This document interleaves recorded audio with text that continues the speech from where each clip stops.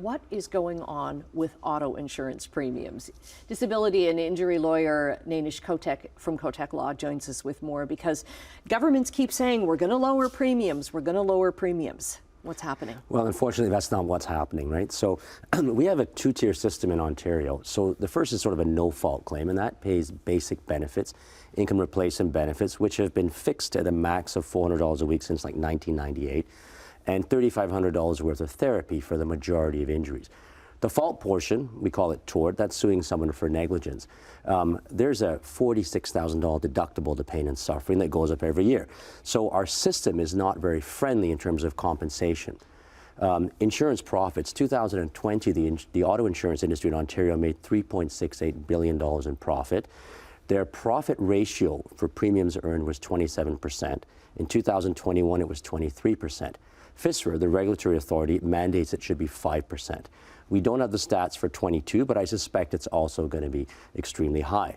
So, in fact, between 2021 and 2023, there's been a 12% hike in auto insurance premiums. So what's happening is premiums are continually going up and profits keep rising. What's been suggested, and this is again through the insurance industry lobby, is that, well, maybe we can sort of stabilize premiums if we make things optional. And they've done it for housekeeping, they've done it for caregiving, so you don't get the babysitting money anymore and that. But this one is very disturbing. This optional benefit, what they're suggesting here, and actually it's going to come into force in 2024. In January. In January. Yeah. Is that, well, you could say, I don't want to be compensated for my vehicle damage. Okay, even if I'm not at fault. Right now, if somebody hits your car, your insurance will pay for that damage. They'll get you the rental car.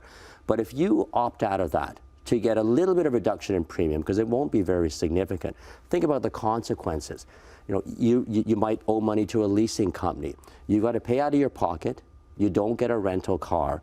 And, it could have significant consequences. So, it's a way to tempt people, I think. Well, you pay a little bit less in premium, don't worry about it. But the ramifications of not having direct property damage coverage are extremely significant to the average policyholder. And then what happens if, not only your vehicle gets damaged, but right. you get hurt? Right. So again, that you're going to have some difficulties there, not just because of this optional coverage, but simply because the way our insurance system is.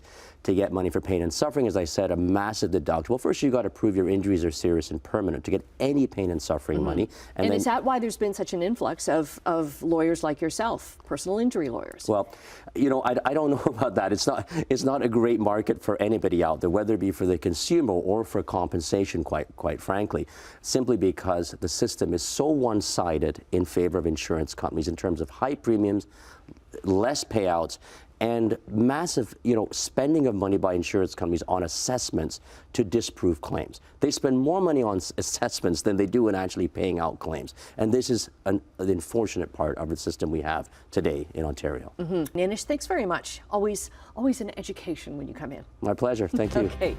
The details at chch.com/morninglive.